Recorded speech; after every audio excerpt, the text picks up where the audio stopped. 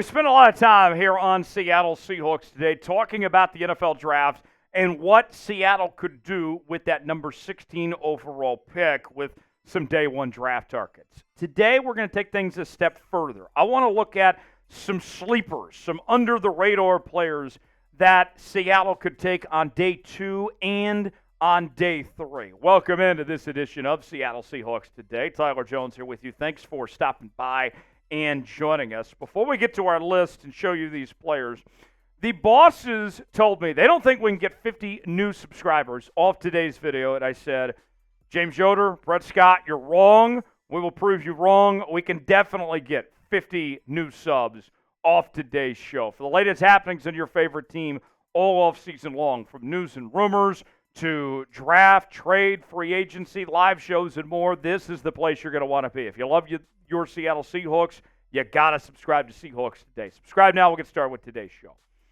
Let's begin with the quarterback position, and I like this guy a lot.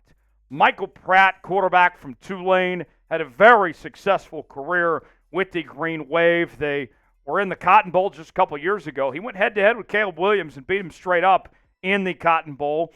Won the American Conference a couple different times. Played at a high level. True dual-threat quarterback who's a very good passer and runner. The scouting report when it comes to Pratt, good pocket toughness, will stand in a collapsing pocket, touch accuracy on the ball, and he throws over the middle and on the outside.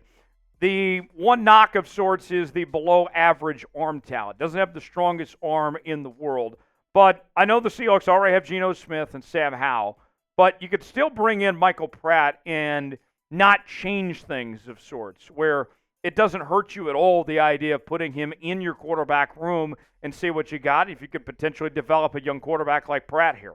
The numbers from Pratt last season: a completion percentage over 65%, 2,400 yards, 22 touchdowns, 5 interceptions, and he was the American Athletic Conference's Offensive Player of the Year in 2023. Let's ask you guys, should the Seahawks draft a quarterback, whether it's Michael Pratt, it's Michael Penix, J.J. McCarthy? I know they've had a couple meetings with J.J.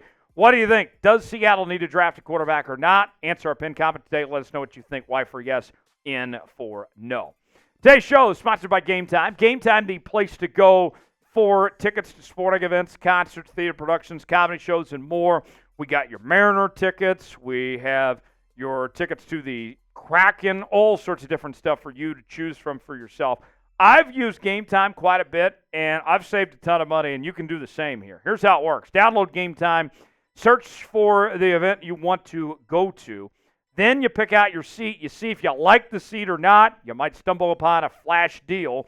And then from there, you're checking out. Just like that, you can get your tickets in no time. Maybe you decide on a whim, I'm going to the game tonight.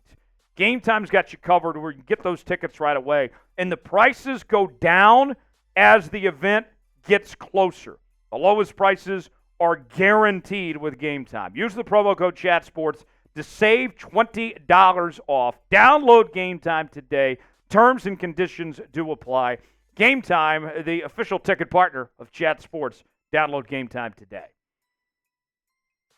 All right, let's go to a Kansas Jayhawk. I love when I get the opportunity to do this, and we have one right here. And Austin Booker from the Kansas Jayhawks, defensive end. And I got to tell you, I'm very impressed with Austin Booker. What he did this past season in the Big 12 Conference. Kansas was the worst football program in the country for so many years. And he was a part of reinventing this defense under Lance Leipold to go from worst to pretty good last year, as they were able to go to a bowl game for the second straight year and had a marquee win against Oklahoma. Booker was a force to be reckoned with. Great frame. He certainly looks the part of an NFL defensive end. He's got a wide pass rush arsenal. There's several different things he can do. Solid blend at the top of the rush. Quick to get his hands up. Hands up, don't shoot, right? That's the case when it comes to Austin Booker. One knock on him, slow pass rush transition at times, but overall, just a very good prospect that I think would be a potential great fit for Seattle here. The numbers from Austin Booker: 12 games played, 8 sacks, 2 forced fumbles, 12 tackles for loss, 56 tackles. He was very solid in 2023, and whatever team he goes to is going to be lucky to have him. Next up, we find Malachi Corley, the wide receiver from Western Kentucky. He has been dubbed the clone of Deebo Samuel, the star wide receiver from the San Francisco 49ers, and he also led the nation this past season in yards after catch. A guy that is thick, right? T-H-I-C-C thick. It looks like a running back. 5'11", 210. So you might be able to do some running back trickery, kind of like Deebo in that same sense when it comes to Malachi Corley. Great strength and balance. He certainly feels the part of a good football player. Very good hands for the position. He can be trusted to make those big catches. He snags throws outside of his frame, too. If you just get it close to him, he's going to find a way to bring it into the bread basket somehow. He does have a limited route tree, though, as far as that goes. But Malachi Corley, the Seahawks, taking that top 30 visit with him. They like what they're seeing. He's taken a lot of top 30 visits with other teams. A two-time Conference USA selection first team. I like Corley a lot. His numbers last year, just a hair under 1,000 yards with 985, 11 touchdowns, and only 6 drops. Corley, very impressive there. Who's a player the Seahawks should draft? We've gone over a few names, got a couple more to go, but want to hear from you guys. Weigh in the comment section. Give me a name or two that you would like to see in Seattle in 2024.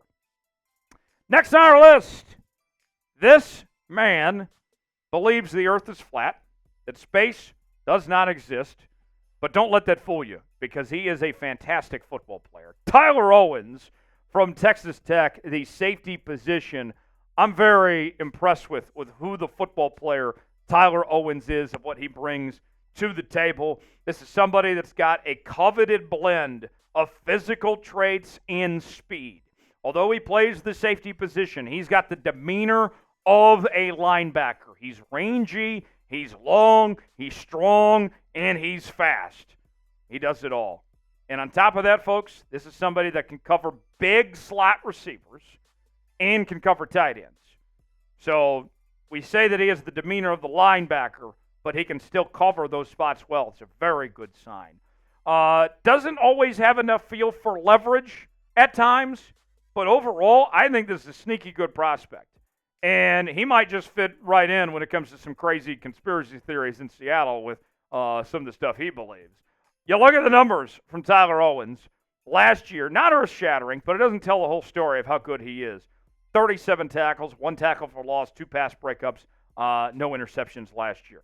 Last player on our list is Javante Jeanbaptist.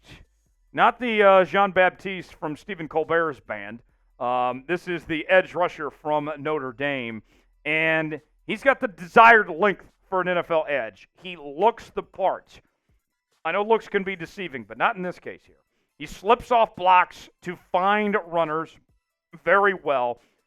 He's got fluid rush transitions. He flashes the athleticism. He has those moments. He could be a little more consistent with that, though. Does have poor pad level at times. So, as they say, low man wins, right? He's got to do that a little bit more. Get low, get low, get low.